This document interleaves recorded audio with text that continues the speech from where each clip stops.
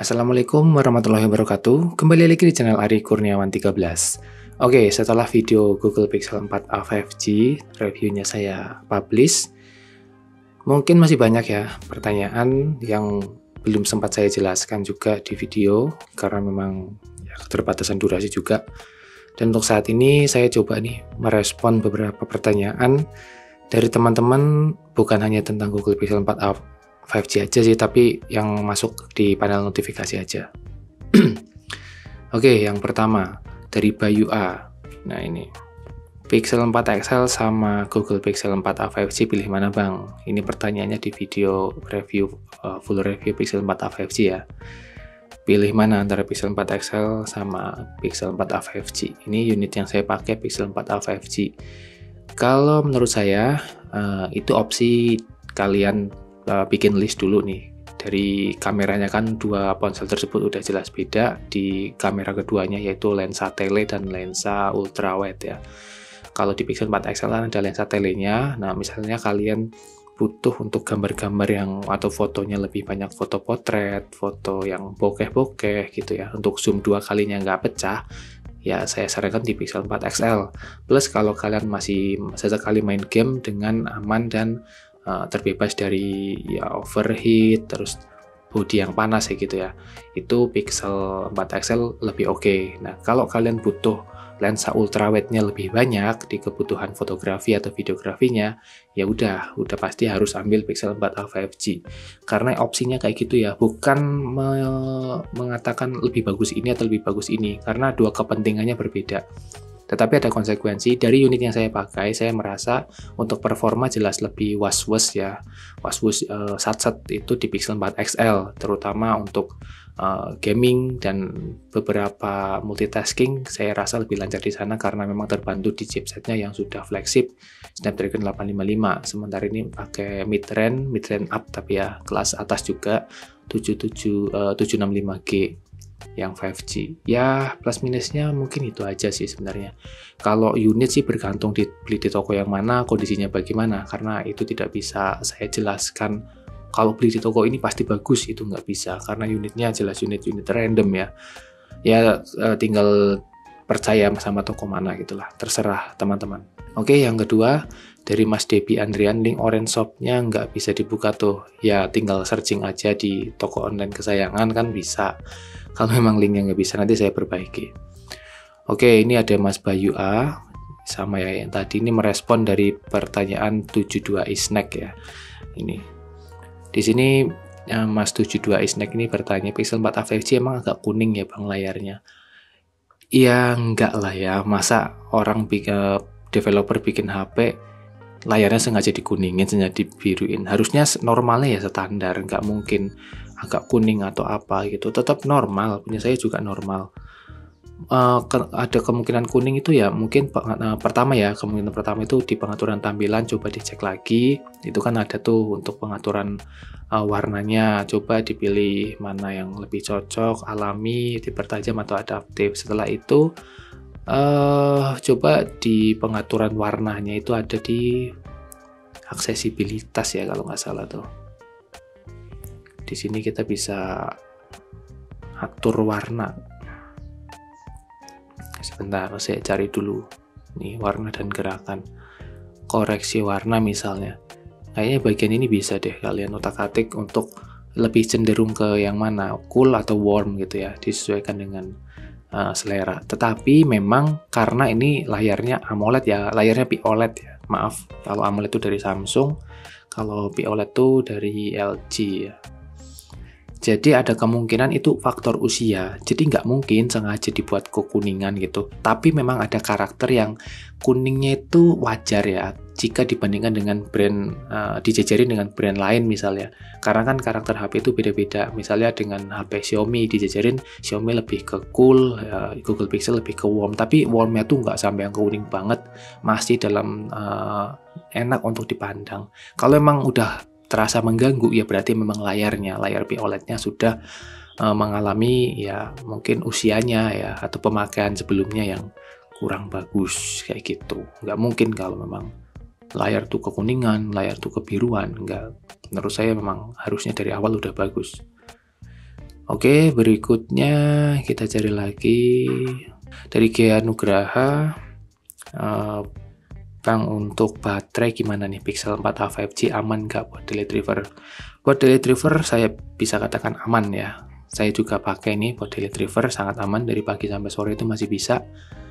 Yang nggak bisa kalau misalnya kalian buat main game, ya udah pasti siap-siapin power bank atau charger lah ya untuk bisa ngecas di mana aja gitu. Itu konsekuensinya. Untuk kesehatan baterai ya wajar di HP-HP second. Normalnya itu di 80 sampai 90% tuh normal ya. Ya, jadi kurang lebih SOT yang saya dapat tuh 4 sampai 5 jam itu udah bagus untuk ukuran HP keluaran tahun lama. Nah, ini dari Mas Agus Hermawan. Ini merespon di Samsung Galaxy S10 Lite ya, ini di reviewnya. Dia kasih testimoni mungkin ya, dari keluar pertama sampai sekarang masih setia dan no problem, good job. Ya, Galaxy S10 Lite udah pernah saya bahas dan pernah saya pakai cukup lama itu ya. Jadi itu menurut saya HP yang oke banget sih, aman, kameranya lengkap. Enggak lengkap tinggi, lengkap tuh S10 yang biasa ya. Itu kameranya ya bagus ya, ada ultrawide, ada kamera utama juga. Menurut saya itu HP yang aman banget buat sosial media, oke, buat gaming gas itu enak banget, performanya di situ mantap. Saya puas pakai HP itu. Oke, berikutnya dari Dava Ulhaq ya, Dava Ulhaq. Bertanya apakah di Samsung Galaxy S10 Lite ini ada Samsung DeX-nya? Nggak ada ya. Kalau di Note 10 Lite saya kurang tahu, tapi di Samsung Galaxy S10 Lite itu nggak ada. Yang ada tuh di yang seri-seri flagshipnya lah. Karena yang Lite ini versi murahnya, jadi nggak dikasih sama Samsung. Dari Mas Balanceus, nggak tahu Mas atau siapa ya, pokoknya dari akun Balanceus, tentang Galaxy S10 Lite. Dia tanya apakah mic eksternalnya bisa, kameranya bisa dipasang mic eksternal atau TWS. Untuk stoknya ya, untuk kamera bawaannya bisa, kan ada menu Video Pro di situ. Nah, di Video Pro itu kita bisa pilih mau pakai mic eksternal, mau pakai Bluetooth, atau pakai mic internalnya. Jadi sangat fleksibel. Oh ya, kemarin saya juga ada satu pertanyaan di Instagram teman saya ya. Jadi saya kan sering rekam 4K. Nah, sementara HP dia itu mendukung 4K, cuman untuk storage-nya dia hanya 128 atau 64 ya, 128 mungkin ya. Jadi dia ngerasa, kok kamu sering rekam 4K bukannya hitung makan resource storage-nya, nanti kan file gede-gede tuh. Ya tipsnya sih kalau kalian misalnya pakai iPhone atau pakai Google Pixel atau pakai HP-HP keluaran terbaru, itu ada tipsnya ya. Di sini tuh kalian cari aja di menu kameranya, lanjutan gitu ya. Nah, ini ada opsi untuk simpan video dengan efisien. Nanti formatnya HFC H265. Format ini atau codec ini tuh nanti bisa mengurangi size dari video tetapi dengan kualitas yang tetap bagus seperti H264. Tapi ada catatan ya, untuk format ini beberapa software editing kayak Premiere Pro yang versi-versi lama, kalau nggak salah sih CC 2017 ke bawah, itu harus butuh plugin lagi untuk bisa mengekspor atau mengimport format codec tersebut. Jadi kurang untuk saat ini ya, fleksibilitasnya terhadap software video editor tuh kurang luas lah. Tapi ke depan sih harusnya format HFC atau H265 ini akan menjadi standar baru untuk ke depannya. Ini juga salah satu cara untuk mengurangi size dari video 4K yang sering saya gunakan untuk merekam atau bikin real story di Google Pixel ini. Selain itu saya juga bisa untuk memindahkan filenya ya. Jadi ya salah satu opsi kalau misalnya kalian pakai cara itu belum efektif ya, kalau di Google Pixel sih ada ini ya, backupnya bisa unlimited ya. Jadi tanpa khawatir mengurangi storage Google Drive kalian ya. Jadi ini cukup aman kalau pakai Google Pixel. Nah, kalau yang nggak pakai gimana?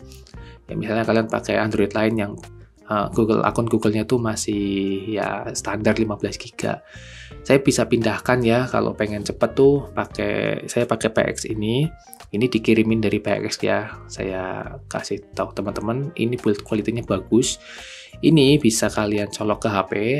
Jadi opsinya tuh lumayan banyak. Ini bisa buat SD card, terus bisa OTG juga sih harusnya.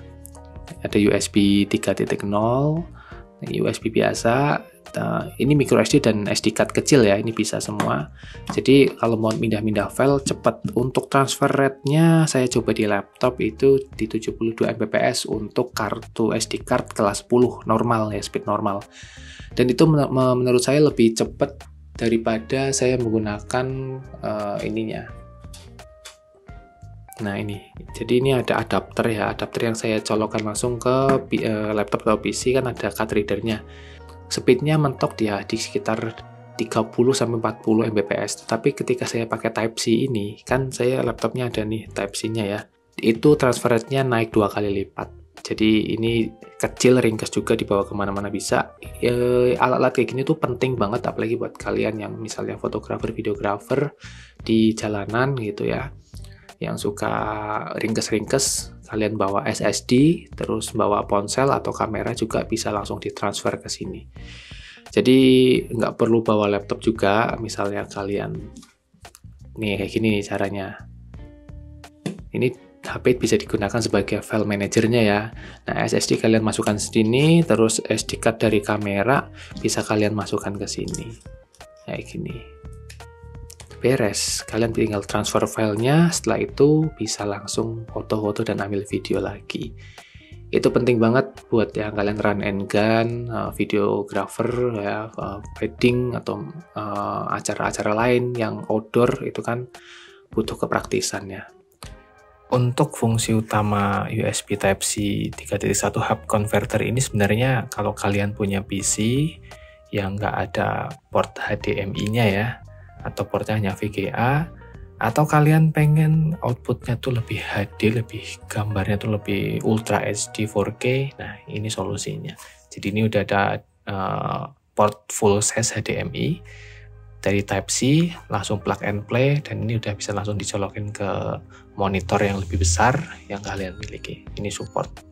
Produk PX ini juga saya pakai di charger ya. Charger saya juga waktu itu dikasih juga nih sama pihak PX-nya, ini bagus. Ini kalau nggak salah di 33 watt ya. 35 watt ini. Tapi untuk Google Pixel juga aman karena ada adaptifnya juga. Jadi misalnya nih kalian beli charger yang 35 watt atau 20 watt ya. Itu sebenarnya untuk outputnya itu ada beberapa opsi. Di sini ada, kalau kalian baca tuh opsinya ada 15 volt, 2,3 ampere. Jadi ada opsi dari 15 watt, 18 watt, 25 watt sampai 35 watt kayak gitu. Jadi jangan khawatir sih kalau menurut saya. Dan ini juga ada dua outputnya ya. Kalau kalian HP-nya yang mendukung power delivery bisa pakai Type-C to Type-C, kalau yang fast charging bisa pakai Type A to Type-C. Ini buat ngecas, ini tablet saya juga cepet ya. Ini tablet Samsung S2 yang bekas nih, 1 jutaan, kemarin baru saya beli, juga cepet. Oke, kita lanjut lagi ke pertanyaannya. Nah ini untuk Mas Bakpao Bimajaya. Oke, ini kayak nama usahanya. Ini ada, dia bilang, Bang, kemarin saya barter dari 10R 128GB X e-box, udah pernah ganti sama S10 plus 512 GB keramik Accent, worth it gak? Keadaan HP-nya mulus sih dan sama-sama full set. Worth it ya. Jadi Mas Bakpao-nya ini punya 10R, iPhone 10R 128GB ditukar ke S10 plus 512 GB Accent. Dan e-box sih, ini menang di e-box aja, X e-box ya, jadi resmi, dan udah pernah ganti LCD, ya worth it aja, apalagi 512 GB, S10 plus lagi, Accent lagi, udah aman. Oke, kita cek terakhir ya, untuk video 15 menit aja. Nah ini nih, dari Rizka Wahyu Anggoro. Bang, kalau di pinggir LCD ada warna biru seperti blue line, itu minus atau emang wajar? Please jawab, Bang. Ya, blue line itu berarti pixel 3 ya. Jadi setiap pixel itu ada kode name-nya. Kalau yang pixel 3 itu blue line. Jadi dulu waktu saya belum tahu pertama kali, jadi di pojok-pojok ini Google Pixel 3 itu ada kayak warna biru kalau misalnya kalian lihat di outdoor atau luar ruangan. Saya pikir dulu itu juga, aduh layarnya bermasalah nih, kan layar POLED, jangan-jangan ini shadow ataupun semacam garis gitu ya. Tapi ternyata unit Pixel 3 tuh ternyata kayak gitu semua. Ya nggak semua sih, ada yang enggak, tapi rata-rata kayak gitu, terutama yang X Jepang ya. Nah kalau di Pixel 4a 5G ini saya kurang tahu ya, apakah memang kayak gitu, tapi yang jelas punya saya nggak ada gambar-gambar biru kayak gitu. Jadi pojok-pojok entah atas atau bawah ya saya lupa, pokoknya di pojok-pojokan itu di Pixel 3 ada. Kalau di Pixel 3 berarti normal, kalau di Pixel 4a 5G saya belum tahu karena saya baru megang Pixel 4a 5G itu sekali, dan saya belum pernah lihat komentar-komentar di Facebook ya, di grupnya Google Pixel Indonesia yang mengatakan kalau ada blue line atau kalau ada garis biru yang di ini di pojok-pojokan. Kayak gitu ya teman-teman, ya kalian konfirmasi aja, selama pemakaiannya bisa normal-normal aja, nggak ada terpengaruh touch-nya, nggak jadi ghost gitu ya, nggak jadi acak ya, nggak masalah ya, dipakai aja. Toh mau diservis di mana, spare part-nya mahal ya. Untuk saat ini Google Pixel Service ya yang ada di Jakarta sih yang saya tahu. Untuk di counter-counter biasa sih rata-rata ya mungkin harus beli spare part dulu atau nunggu kayak gitu.